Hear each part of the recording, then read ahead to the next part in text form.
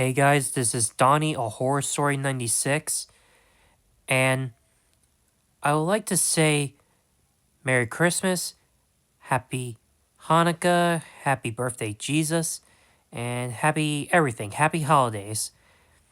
And what better way to celebrate the holidays well, and, it obviously snowed, and, or at least it's gonna snow, so I thought it would be a good time to read this creepypasta,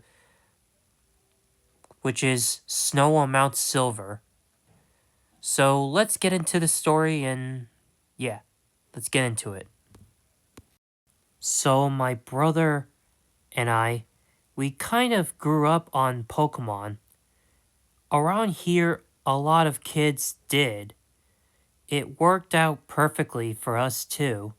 Every time a new gen came out, one of us would get one version of one of us would get the other version, other. And since our mom liked to spoil us, we both got the third one.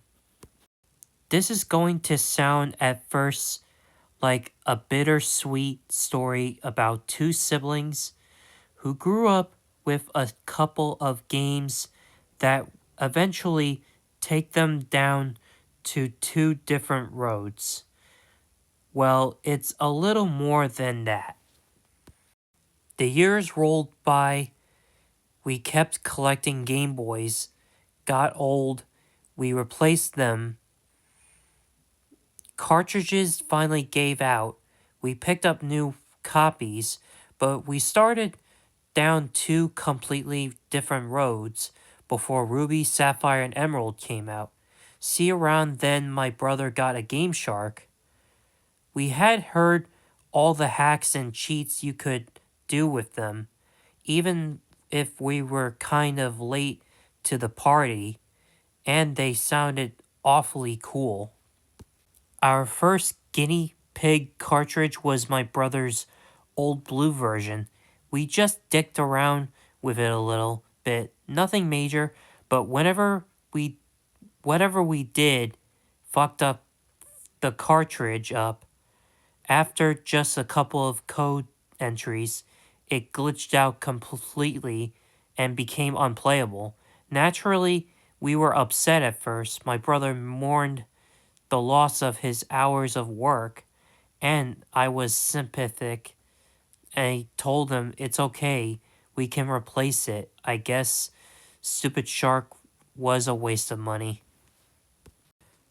But here, our paths finally differed. After seeing the mess it had turned the blue version into, I had become opposed to the idea of hacking or cheating any of my games. What can I say? I'm a chick. I feel feelings for the little pixel critters. At least with that Game Shark. But my brother had taken his game's destruction as a personal challenge or something. I don't think he ever played a game after that which wasn't hacked somehow. Yeah, we played a shit ton of Pokemon, man, but for us, that there really wasn't much else to do. We lived way out in the country without many other kids, and the farmers didn't want us on their properties, so we played Pokemon out on the lawn just about all day, every day. It was pretty awesome to us. At least we lost the Game Shark when our rooms got moved around. A new addition was built onto our house, and it disappeared in the mess of shit that got stuffed into the new closet.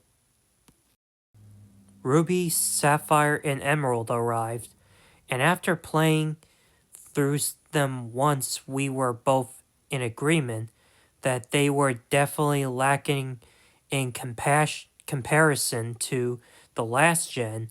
We both tried another honest playthrough and thought we managed to finish it left us both yearning for some good old-fashioned nostalgia.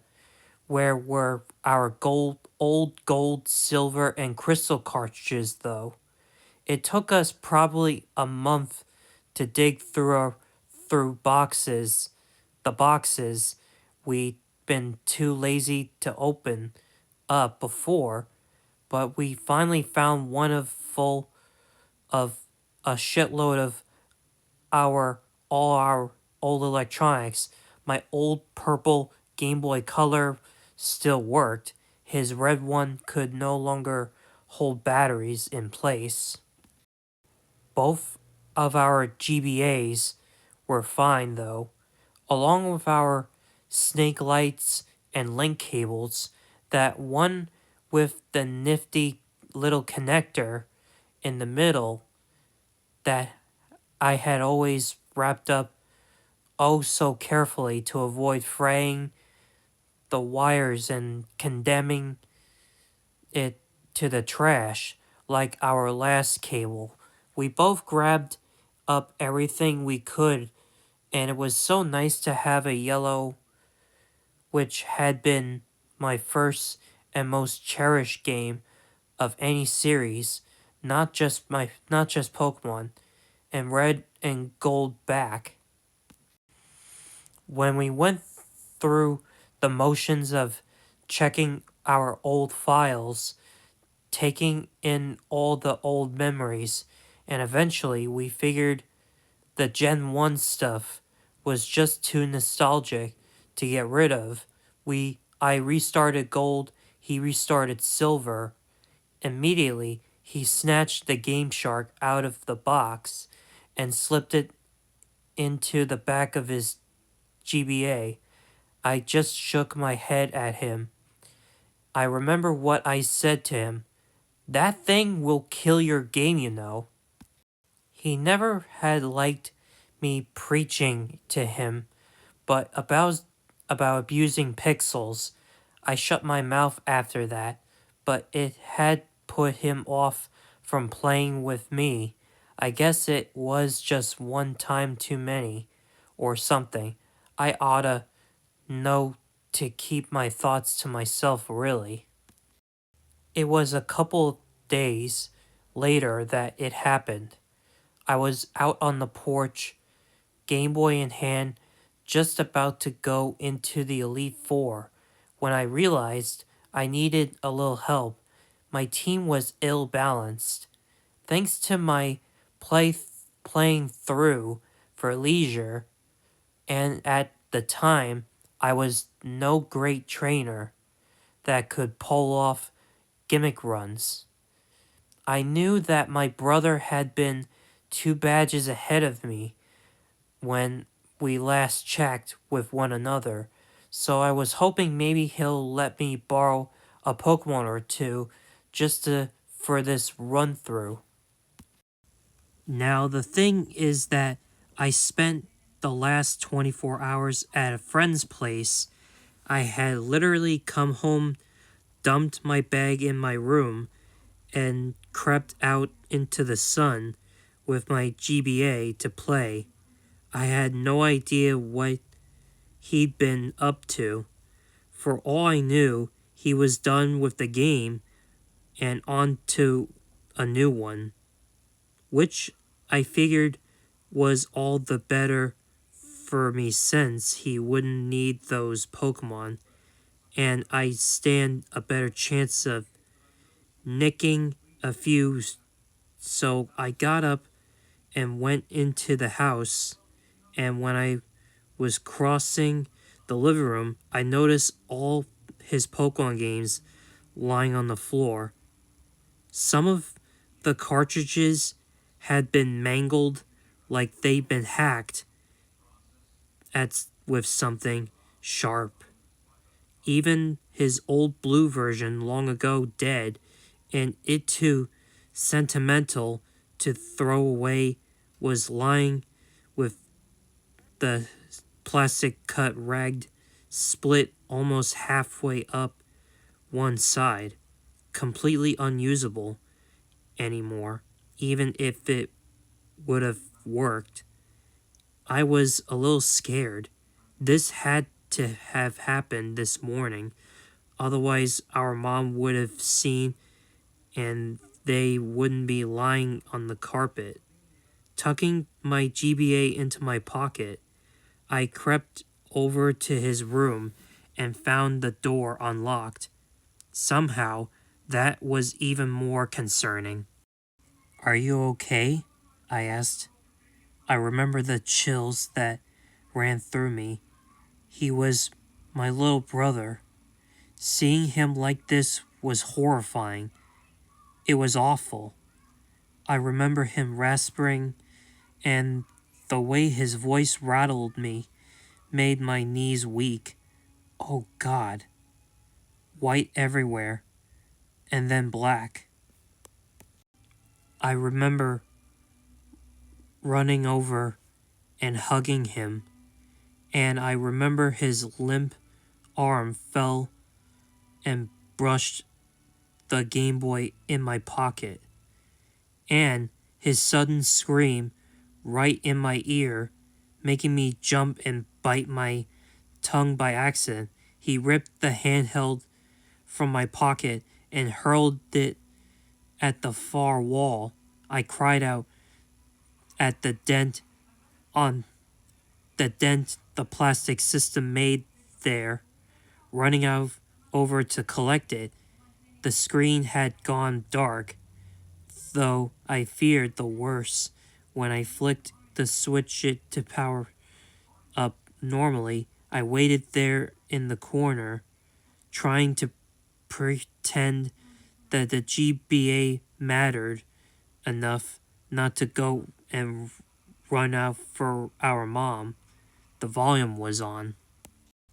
The Pokemon theme started up, and he screamed again, picking up the hammer. This time I screamed too, and ran from the room with my GBA clutched to my chest like a shield. He ended up in the psych ward of the hospital for 2 days. When we went to visit him, I left my GBA at home.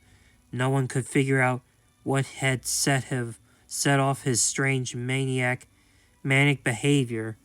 There was some talk that I didn't understand at the time about some kind of disorder he may or may not have had, but even though Mom and I had collected and brought in all the cut up cartridges to be looked at, Mom's idea, not mine, no one had even thought to tie it back to the games. Maybe that was my fault. I hadn't said a word about what happened when he had accidentally touched my Game Boy, or the blind white terror he had been thrown into when the music had started. On my last visit to the hospital before school, on the second day, I was left alone in the room with him while Mom had some private talk with the doctor about precautions to take should this happen again. I sat in the chair next to the bed where he was staring at the ceiling, but then suddenly he sat up, making me flinch. Hey, he told me, "Angie, go in my room when you get home." I didn't understand what he meant, and then I remembered the things we hadn't packed up and brought in, the game and the hacking tool under his bed. Get rid of them. I don't ever want to play with them ever again. His voice was so weary and desperate. He sounded like an old man on his deathbed. My poor damaged little brother. How could I refuse? Promise you'll get rid of them. Okay, I promise. I was carted off to school late, and through the whole day, I only had my promise to him and in my head. I didn't know it at the time, but this would be the last time that I could ever play the big sister role and help him out. I just had to get home and get rid of that game. But as the day went on, a sick curiosity started to go through my own head. What could possibly have happened to that game that scared him so badly? I was scared myself, but I just had to know I had to. I got home and went right into his room, bent on covering whatever horror was waiting for me. Mom had since vacuumed the room, and the cartridge and Game Shark were no longer visible. I got down and crawled half under the bed, feeling timid but holding on to the promise I made as my badge of courage. Under the bed there was enough dust to make me cough, enough enough old Legos and various other toys that I couldn't set my elbow down without it landing on something, but I finally saw both objects that had been shoved to the corner on top of a notebook that looked too new to have been down here long. Unthinking, I grabbed the corner of the paper and dragged everything out with me, still wheezing from the dust, allergies and all. They look so innocent, simple toys, and a simple spiral bound a bunch of papers. When I set Silver version and the Game Shark on the floor, I took a closer look at the notebook.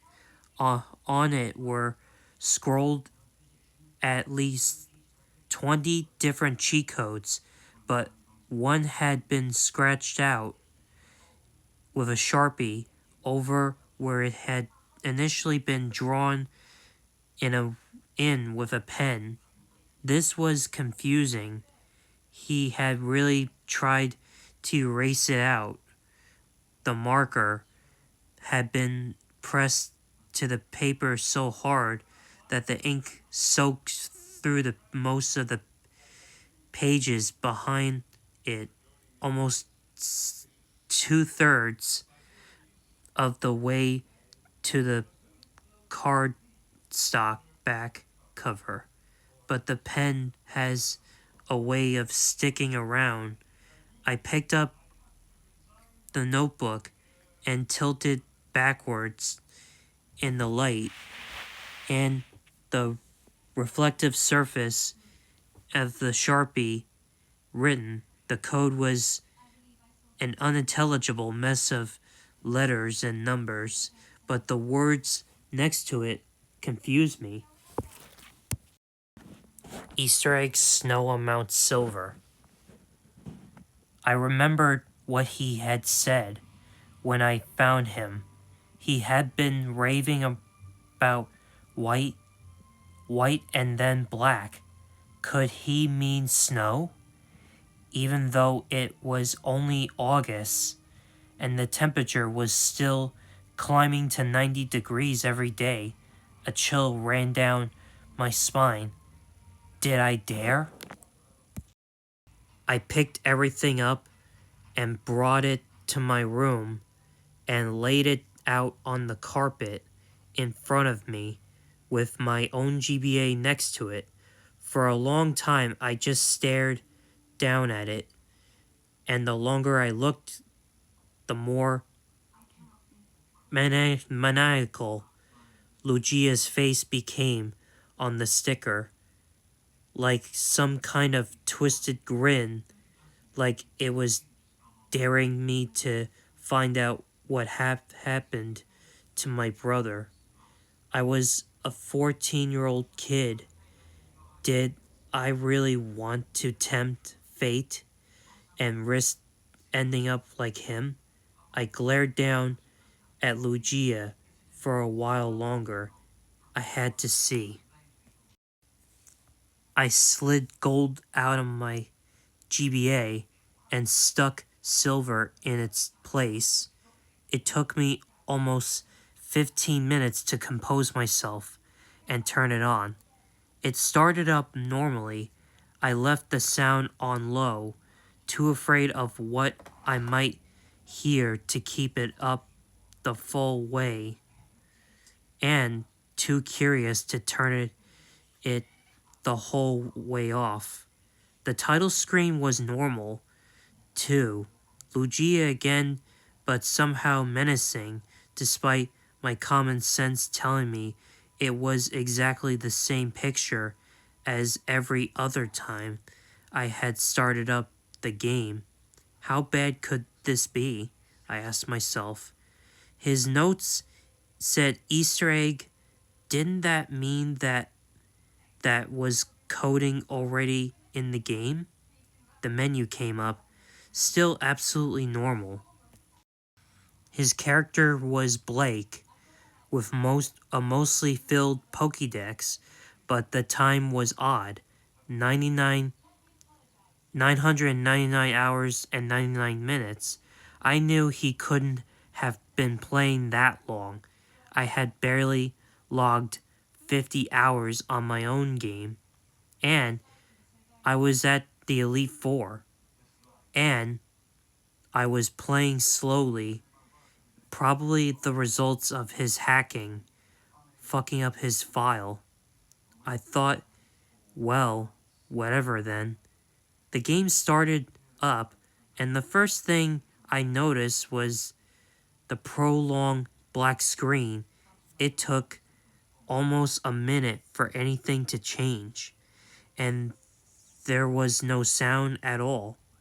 The hairs on the back of my neck were standing up already, but it was too late to turn back. Finally, a very dim sort of map came onto the screen, but it looked like static. What was going on? I squinted down and realized with a fearsome pang that it was actually the Mount Silver map, but what I thought was static was heavy falling snow. So this was where he had last saved his game. I checked his party, a very normal team for someone who'd been using a Game Shark. Typhlosion, Fraligator, Magnanium, Pidgeot, Trianatar, and Lugia, all level 100, with mod and moves. Typical for him. Something about the sprites was strange, though. They seemed sullen in a way. Their colors seemed washed out, and their expressions lacked their usual vulgar vigor. They normally had chalk. They normally had.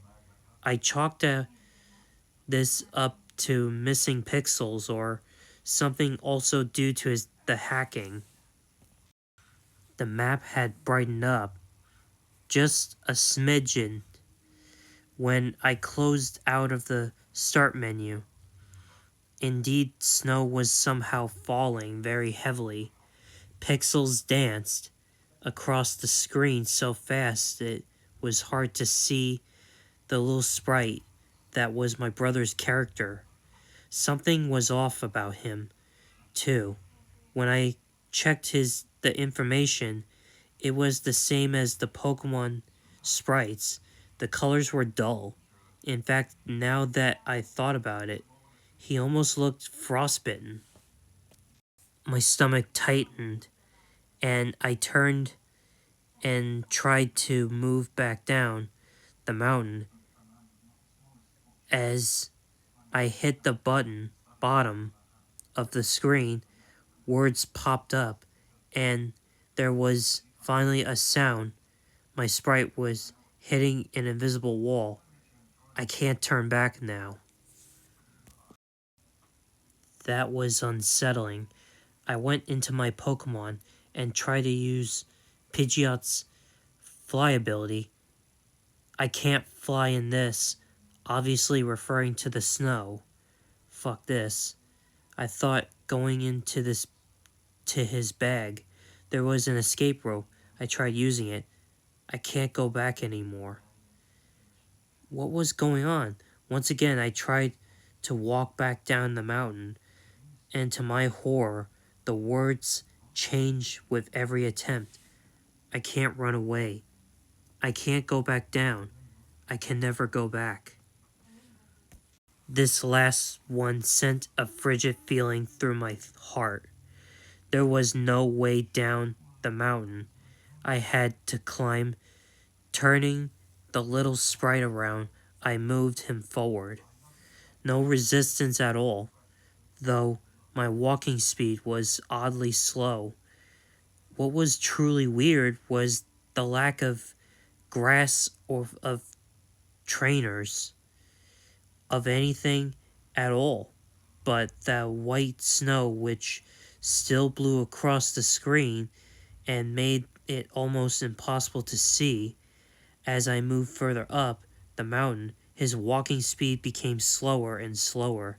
The static curtain of pixels grew thicker so that I could barely make out the features of the map, but it seemed like the only way to move was straight ahead anyway. I reached what looked like a set of stairs at the very top edge of the screen. I didn't remember this being there before. As I tried to move up, the little sprite paused. I'm cold. By now, even I was getting goosebumps. His walking speed had become painfully slow, as if somehow he was being impeded up up the little staircase. More text on the screen. Magnesium has died. What the fuck? I thought that Pokemon don't die in these games. I checked in my party and was frightened and confused by what I saw. Magnesium's sprite had been replaced by a red X. All of my other Pokemon sported varied degrees of damage, though I hadn't battled once. I went into my bag and found a single revive and tried to use it. It's too late, it said. What kind of Easter egg was this? There wasn't much else I could do. Trying to turn around yielded the same message as before, so I kept moving. Pidgeot has died. I checked again. Sure enough, there was the little red X this time. I selected it and looked at the Pokemon itself, trying to figure out what was wrong. I wished I hadn't. The sprite of them was mangled, pieces of it were missing. What was left was splotched and with a sickish blue-gray color, and its eye was a solid black pit. I flipped down to Magnesium, same deal, a leg missing, a chunk of its neck, most of its head, save that pitch black dead eye. Morbid curiosity urged me onward, and the path never divided from the sorry if I butchered it, from the straight upward road I traveled the entire time. Along the way, every now and then, another party Pokemon would die. An examination of its sprite would show it was in the same condition as the others, until all that was left was Typhlosion. One more staircase was up ahead. I climbed it, braced for whatever horror awaited me. I hit the summit. It was deserted. Red was nowhere to be found.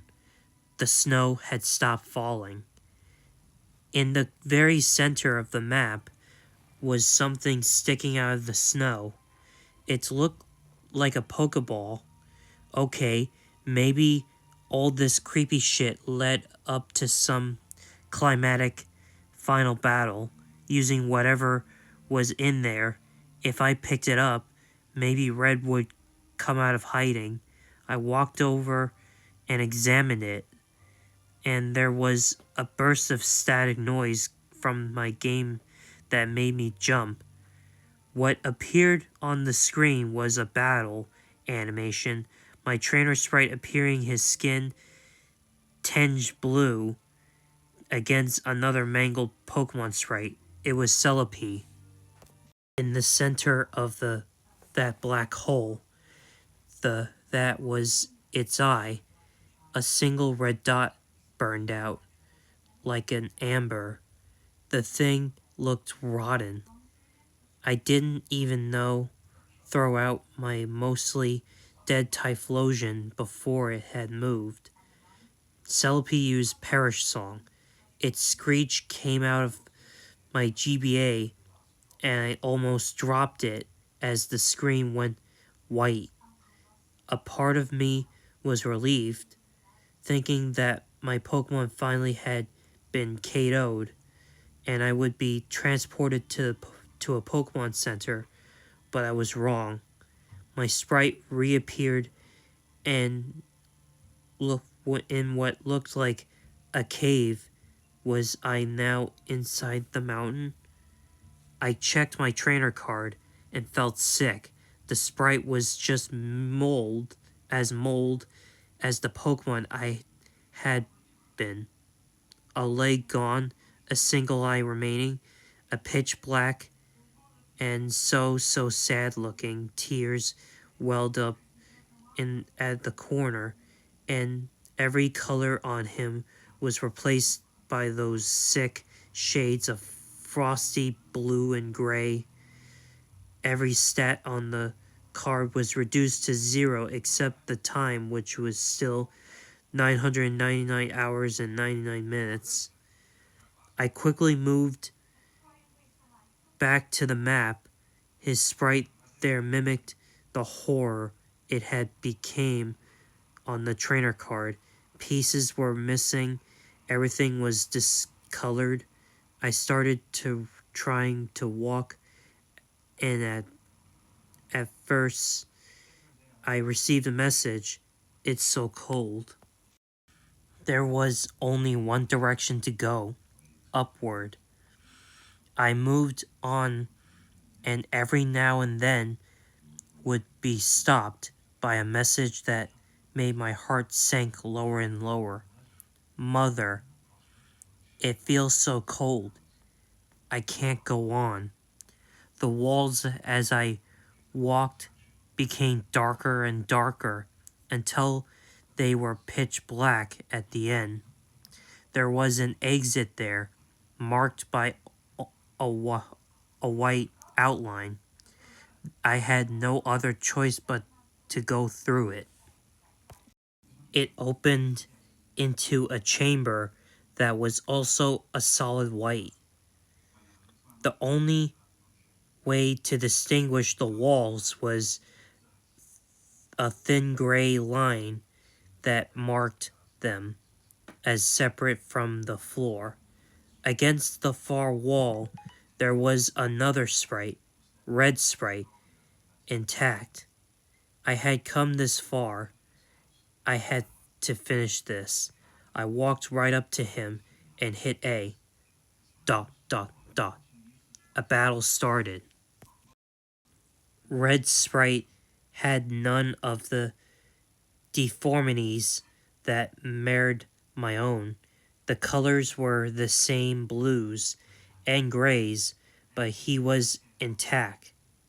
He just looked extremely sad.